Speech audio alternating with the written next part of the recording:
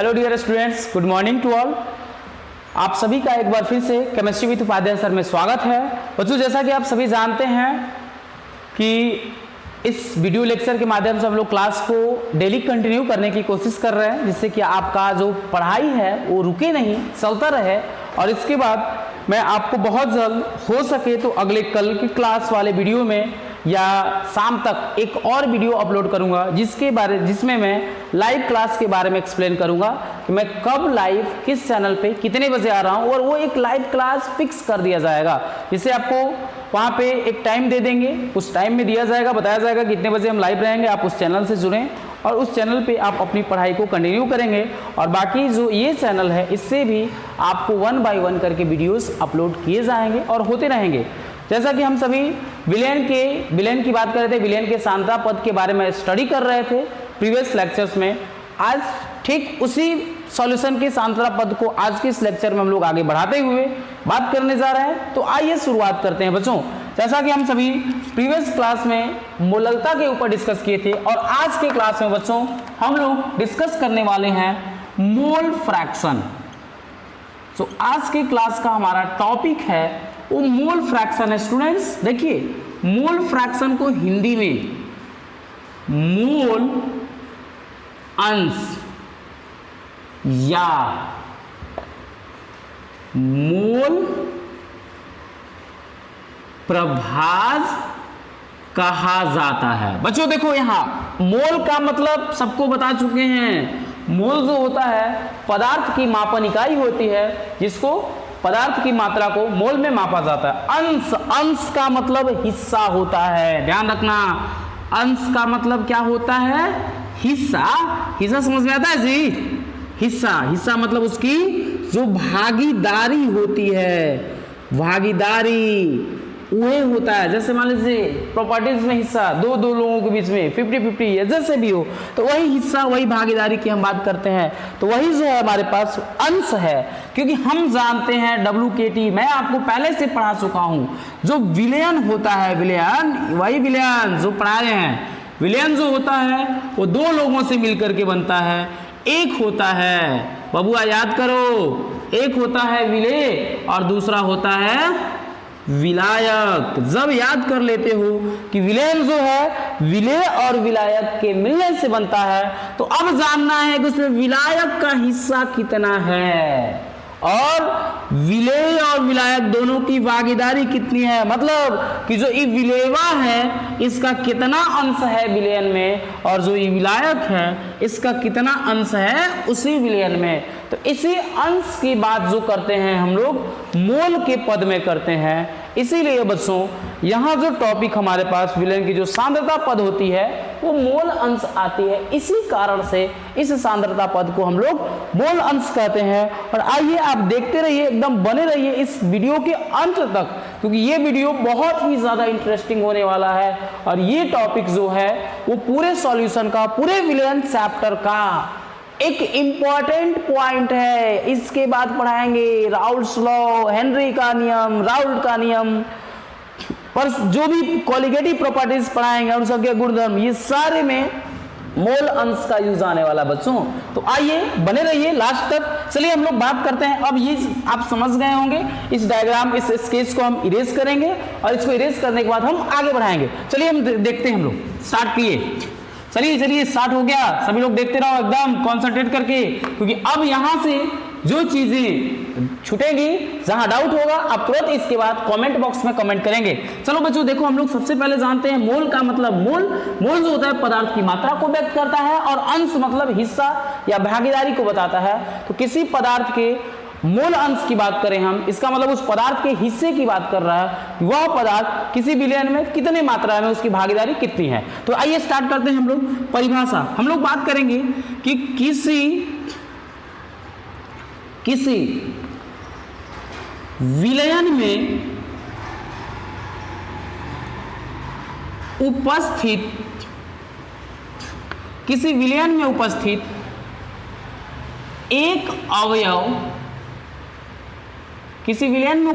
एक अवयव के मोल तथा उस विलयन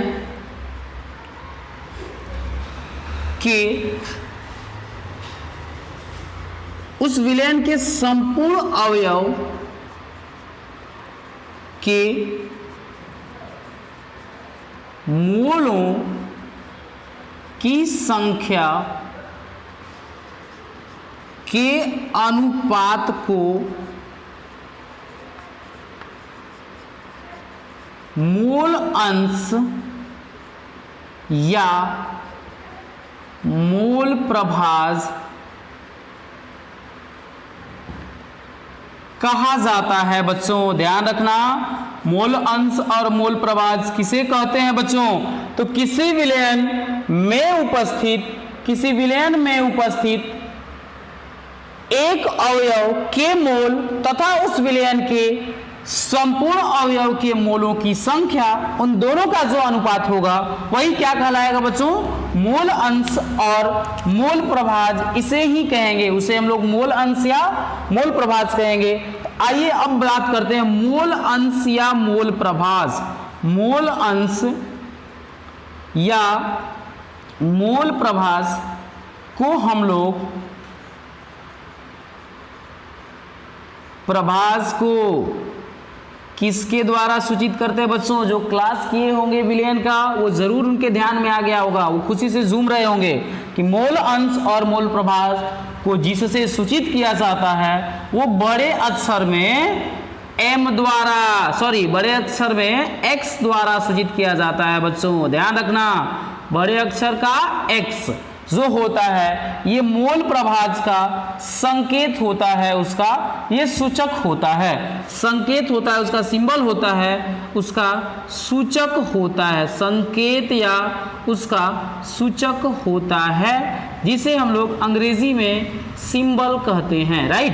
अब यहाँ के बाद बच्चों हम लोग बात करते हैं इस मोल प्रभाज के सूत्र की बात करते हैं, इसके फॉर्मूले की बात करते हैं। तो जो मोल प्रभाज है इसका सूत्र होता है मोल अंश या मोल प्रभाज, दोनों में से कोई एक लिखेंगे, बार बार उतना नहीं लिखा जाएगा। मोल अंश होता है कि एक अवयव के मोल बटा में संपूर्ण अवयव के मोल। बाबू देखो ये जो फॉर्मूला हम लिखे हैं, ये जो सूत्र लिखे हैं आपका, यही सूत्र आपका मोल अंश का सूत्र है कि मोल अंश जो होता है एक अवयव के मोल तथा संपूर्ण अवयव के मोल, इन दोनों के अनुपात को ही क्या कहते हैं? मोल अंश कहते हैं। क्योंकि किसी विलयन में उपस्थित एक अवयव के मोल तथा उस विलयन के संपूर्ण अवयव के मोलों की संख्या का जो अनुपात होता है मोल अंश या मोल प्रभाज कहलाता है। मोल अंश और मोल प्रभाज को बड़े अक्षर के x द्वारा सूचित किया जाता है, या उसका संकेत होता है या सूचक होता है या सिंबल होता है जो x होता है। अब आइए हम बात करते हैं WKT की। हम पहले से बता चुके हैं कि विलयन के दो अवयव होते हैं, विलयन के दो अवयव होते हैं। वो कौन कौन होते हैं, कौन बताएगा? हाँ बिल्कुल सही, विलयन के दो अवयव होते हैं, एक होता है विलेय और दूसरा होता है विलायक। सही कहा आपने बाबू, दो अवयव होते हैं, एक अवयव होता है विलेय और दूसरा होता है विलायक। तो बाबू देखो जैसे ही हम लोग बात किए हैं कि अगर विलेय का मोल अंश ज्ञात करना है तो इसके लिए लिखेंगे x, क्योंकि मोल अंश जो है उसको बड़े अक्षर में x द्वारा सूचित करते हैं। और किसका मोल अंश निकालना है बाबू? विलेय का, इसलिए लिखेंगे x विलेय। राइट। आगे बढ़ो, जैसे x विलेय लिखे, अब देखिए जिसका मोल अंश निकालना है तो विलेय है, इसका मोल अंश निकालने के लिए इसका मोल ऊपर बटा में संपूर्ण मोल, मतलब लिखेंगे ऊपर विलेय के मोल बटा में संपूर्ण मोल। संपूर्ण मतलब विलयन का मोल, क्योंकि विलेय और विलायक जो दोनों मिल करके बनेंगे वह क्या बनेगा? हमारे पास जो आएगा विलयन बनेगा। बाबू ये इसको समीकरण 1 मान लेते हैं दूसरा जो हमारे पास है विलायक, उसके लिए लिखेंगे x, क्योंकि मोल अंश है वो, और विलायक का है इसलिए यहाँ लिखेंगे विलायक। तो x विलायक जो आपका होगा वो लिखेंगे, जो यहाँ है उसका मोल ऊपर, मतलब ऊपर हो जाएगा विलायक का मोल डिवाइडेड बाई, बटा में बच्चों हो जाएगा संपूर्ण मोल। जो हमारा संपूर्ण मोल है उसकी हम बात करेंगे, और दोनों का जो अनुपात है देख लो, एक अवयव के मोलों का संख्या बटा में संपूर्ण अवयव के मोलों की संख्या, दोनों का जो अनुपात होता है वो मोल अंश होता है। इसलिए हम लोग यहाँ विलायक की बात किए, विलायक का हो गया 2।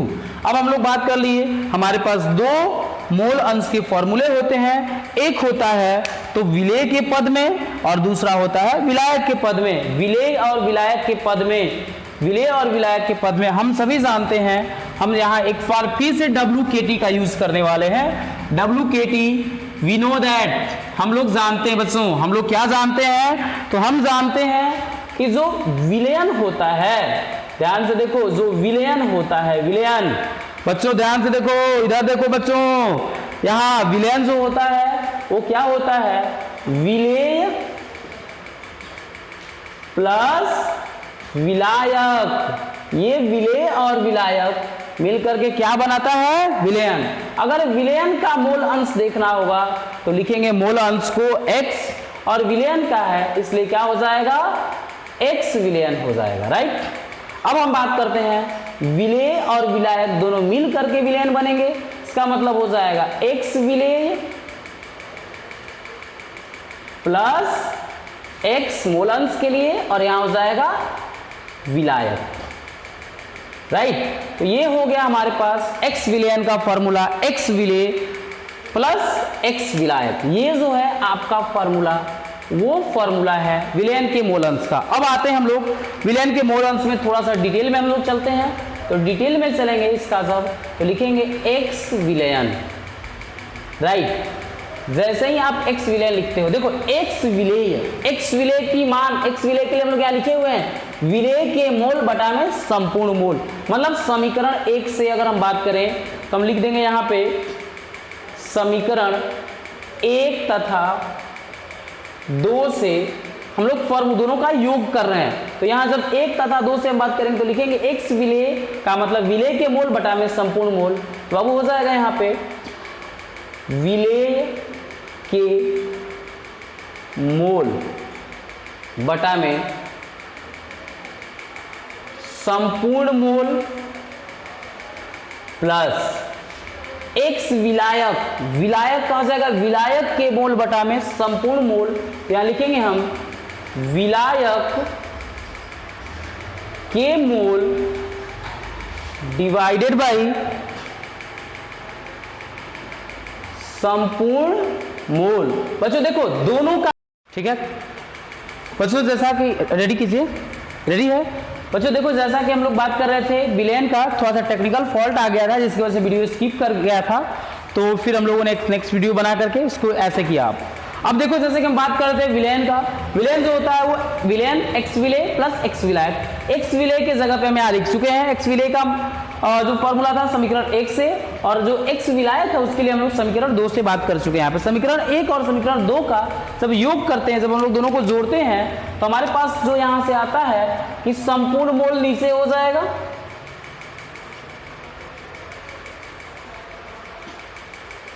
संपूर्ण मोल, ऊपर विलेय का मोल प्लस विलायक का मोल। हम लिख देंगे डायरेक्ट विलेय का मोल प्लस विलायक का मोल। बच्चों जैसे ही लिखोगे तो विलेय का मोल और विलायक का मोल, तो यहां से तुरंत हमारे पास बात आएगी कि विलेय का मोल प्लस विलायक का मोल बटा में संपूर्ण मोल। और संपूर्ण मोल मतलब किसका मोल, तो विलयन का मोल भाई। जो संपूर्ण का मतलब क्या होता है, जब दो लोग मिलकर के आपस में एक विलयन बनाएंगे तो उस विलयन का मोल हो जाएगा संपूर्ण मोल। तो इसको हम लोग अगले स्टेप में, अगले चरण में हम लोग इसको करेक्ट करने की कोशिश करते हैं। यहाँ पे हम लोग लिखेंगे x विलयन, इसका मतलब जो हो जाएगा x का मतलब ये मोल अंश होता है, मैंने बोला है आपको मोल अंश किसका भाई, विलयन का मोल अंश। मोल अंश विलयन का कितना आएगा? देखो विलेय का मोल प्लस विलायक का मोल, यहां लिख दो विलेय और विलायक मिलकर के क्या बन जाएगा? विलयन। तो लिख दो कि विलयन का मोल बटा में संपूर्ण मोल, मतलब किसका मोल? विलयन का मोल। यहां नीचे हो जाएगा विलयन का मोल। अब देख लो बच्चों, विलयन का मोल बटा में विलयन का मोल, दोनों क्या हो जाएगा? कैंसिल। वैल्यू कितनी आएगी? 1 आएगी। अरे हमको लगता है कि घूमना पड़ेगा इतने डिग्री से। चलो देखो यहां हम लोग बात किए कि विलयन का मोल बटा में विलयन का मोल, दोनों कैंसिल करेंगे तो 1 आएगा। इसका मतलब ये जो निष्कर्ष निकला, ये क्या निकला? तो ये बहुत इंपॉर्टेंट पॉइंट को दिया, क्योंकि यहां से हर साल ऑब्जेक्टिव में कहीं ना कहीं पूछ देता है कि विलयन का मोल अंश, विलयन का मोल अंश होता है ऑप्शन ए 1, ऑप्शन बी 1 से अधिक का, ऑप्शन सी 1 से कम और ऑप्शन डी नन। बताओ जी, 1 से अधिक, कम या 1 या उनमें से कोई नहीं। तो यहां बिल्कुल सही 1 होगा, क्योंकि जो किसी विलयन का मूल अंश चाहे कोई विलयन हो, चाहे किसी भी 2 पदार्थ को मिला दो, वहां से जो विलयन का मूल अंश आएगा वो हमेशा 1 ही आएगा।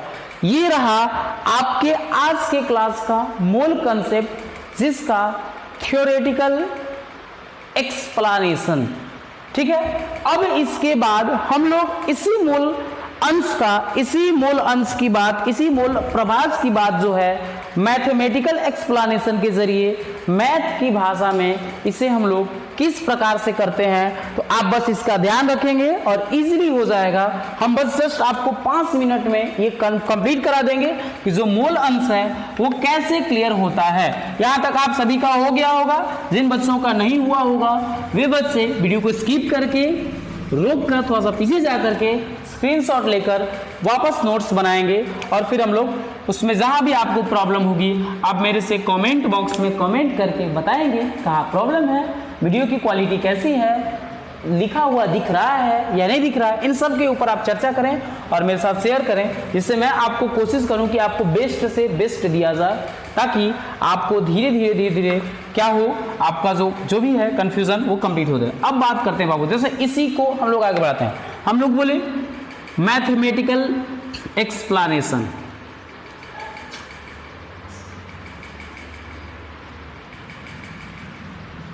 मैथमेटिकल एक्सप्लेनेशन बच्चों, जो इसका हम लोग mathematical according to mathematics mathematical explanation करने जा रहे हैं। हम यहां से लिखेंगे कि माना कि हमारे पास दो पदार्थ, जिसे हम लोग पदार्थ को अवयव भी कहते हैं, माना कि हमारे पास 2 पदार्थ A तथा B है, A तथा B है, जिनके द्रव्यमान W1 तथा WA तथा WB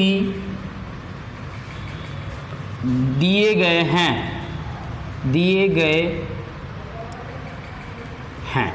WA तथा W2 दिए गए हैं। बाबू देखो, एक हमारे पास 2 पदार्थ है, जिसे यहाँ अवयव है जो A और B है, जिनके द्रव्यमान क्रमशः WA तथा WB दिए हुए हैं, एवं A व B के आणविक द्रव्यमान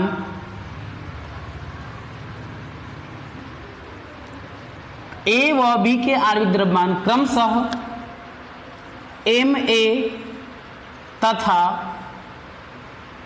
Mb हैं, तो इन दोनों पदार्थों के मूल अंश की गणना करें। बच्चों जैसे हम लोग बात करते हैं कि इन दोनों पदार्थों के मोल अंश की गणना करें, तो आपको समझना है कि जो मोल अंश है वो दो पदार्थों के अंश की बात करता है, और इसमें दो पदार्थ हमारे पास, एक पदार्थ A है और दूसरा पदार्थ B है, जिसके द्रव्यमान क्रमशः WA तथा WB दिए हुए हैं, एवं इन A और B के जो आणविक द्रव्यमान है क्रमशः MA और MB दिए हुए हैं। तो यहाँ से मोल अंश की गणना करनी है। जो मोल अंश है यहाँ पर निर्धारित करना है कि आपका जो मोल अंश है वो मोल अंश आपका क्या होगा, इसके बारे में आपको बात करनी है। बच्चों तो आप सभी जानते हैं, जैसा कि हम आपको बता चुके हैं, मोल अंश मान लीजिए किसका मोल अंश, A का, तो XA हो जाएगा। XA इसका मतलब कि ये X जो है मोल अंश है और A का मतलब कि A का मोल अंश है। हम बोले हैं कि जो यहां होगा उसका मोल ऊपर, मतलब यहां लिखेंगे A का मोल बटा में, हम जानते हैं कि अगर विलेय है तो विलेय का मोल बटा में संपूर्ण मोल, मतलब नीचे जो हो जाएगा अवयव कितने हैं, दो हैं, मतलब A प्लस B के मोल। समझ में आया? ये हमारा पहला हुआ। अगर हमसे कोई बोलता है XB मतलब अवयव B के मोल अंश की बात करें, तो जो यहां होता है उसका मोल ऊपर, मतलब हो जाएगा B के मोल बटा में A प्लस B दोनों के मोल, A प्लस B दोनों के मोल। तो A प्लस B दोनों के मोल की हम बात करेंगे, इन दोनों का जो अनुपात होगा वो मोल अंश होगा। ये जो हमारा है वो सेकंड फार्मूला है बच्चों। तो अब हम बात करते हैं इन दोनों फार्मूले को एक दूसरे के पद में एक्सप्लेन करने की बात करेंगे हम। फिलहाल देखिए ये फर्स्ट हो गया और ये जो हमारा है वो सेकंड हो गया। हम फर्स्ट और सेकंड के ऊपर चर्चा करेंगे, तो आइए हम यहाँ इरेज करते हैं और उस फर्स्ट और सेकंड के ऊपर चर्चा करते हैं। जो फर्स्ट और सेकंड है उसमें फर्स्ट को ध्यान से आप देखें और यहाँ देखें कि फर्स्ट का जो XA है वो A का मोल अंश है। A का मोल अंश कैसे निकलेगा, तो A का मोल बटा में A प्लस B दोनों का मोल। मोल क्या होता है बच्चों, मोल जो होता है मैं पढ़ाया हूं, मोल जो होता है वो पदार्थ की मात्रा को मापने की एक मापन इकाई है, जिसका हम लोग फॉर्मूला लगाते हैं कि मोल जो होता है, फॉर्मूला हमारे पास होता है द्रव्यमान बटा का आणविक द्रव्यमान। जैसे हम लोग बात किए द्रव्यमान बटा का आणविक द्रव्यमान, द्रव्यमान बटा का आणविक द्रव्यमान, हम दो ही बार एक ही चीज दो बार लिख रहे थे, इरेज किया गया, द्रव्यमान बटा का आणविक द्रव्यमान। अब देखो A है तो A का मोल अगर हमको निकालना है तो लिखेंगे मोल किसका, A का। तो इसका मतलब कि जो A का अगर मोल निकाल रहे हैं तो A का मोल मतलब द्रव्यमान हो जाएगा किसका, A का। A का द्रव्यमान कितना दिया हुआ बाबू, WA हो गया, बटा में आणविक द्रव्यमान जो A का है वो क्या हो जाएगा, MA हो जाएगा। तो क्या होगा, A का जो मोल होगा वो WA बटा में MA। और बच्चों आपको बता दें कि जो मोल होता है ना, मोल, इसको फर्स्ट ईयर क्लास 11th में बताए थे कि स्मॉल n छोटे n द्वारा सूचित करते हैं। तो n हो गया, A हो गया, Na बराबर WA बटा में क्या हो जाएगा, MA हो जाएगा। राइट, ये सही है, बिल्कुल सही है। अब आगे बढ़ते हैं हम लोग। B का मोल अगर निकालना हो तो यहाँ लिखेंगे मोल किसका बाबू, B का। तो इसका मतलब कि जो B का मोल का फॉर्मूला होता है द्रव्यमान बटा में आणविक द्रव्यमान। B का द्रव्यमान WB और उसका आणविक द्रव्यमान MB, मतलब हो जाएगा WB बटा में MB। ठीक इसी प्रकार से बच्चों मोल को स्मॉल n द्वारा, छोटे अक्षर में n द्वारा, इसलिए NB is equal to WB बटा में MB। राइट, ये हमारा यहाँ से मोल निकल जाएगा। अब बच्चों आप हम बात करते हैं संक्षेप की, तो यहाँ देखो ध्यान से, XA को अगर हम लिखेंगे XA बराबर A का मोल, A का जो मोल निकालेंगे वो क्या लिखेंगे, Na से लिख देंगे Na बटा में A प्लस B के मोल, मतलब A का मोल जो हो जाएगा वो Na प्लस B का जो मोल हो जाएगा वो क्या हो जाएगा NB, जो यहाँ लिखे हैं B का मोल, तो B का मोल क्या निकला NB। तो इसलिए XA बराबर जो हमारा फॉर्मूला आता है वो Na बटा में Na प्लस NB, इसको समीकरण 3 मान लेते हैं और 3 के बाद फिर हम आगे बढ़ाते हुए समीकरण 4 लेते हैं और फिर 4 समीकरण के बाद हम लोग इसको प्रूफ कर देते हैं कि यहाँ से जो रिलेशन आया वो रिलेशन परफेक्ट हुआ और जो मोल अंश है विलयन का उसका मान 1 आया। क्योंकि हम लोग ये अभी तक इसके पहले हम लोग थ्योरेटिकल किए थे, उसके बाद हम लोगों ने मैथमेटिकली प्रूफ करने की सोची। तो यहाँ से बच्चों देखो ध्यान से, आपके पास है, अब हम लोग क्या बोले हैं, XA बोले हैं। A का मतलब ये किसका वाला है, ये विलेय वाला है, ध्यान रखना। अब हम बात करते हैं X के बाद बात करते हैं B, इसका मतलब XB बराबर B के मोल, तो B का जो मोल है वो क्या है NB, तो हो जाएगा ऊपर NB बटा में A प्लस B के मोल, मतलब A का मोल Na प्लस B का मोल NB। तो बच्चों ये जो हमारे पास फॉर्मूला होगा XB बराबर NB बटा में Na प्लस NB, इसको हम लोग बोल देते हैं समीकरण 4। हम लोग बोलते हैं समीकरण 3 तथा 4 के योगात्मक परिणाम से विलयन के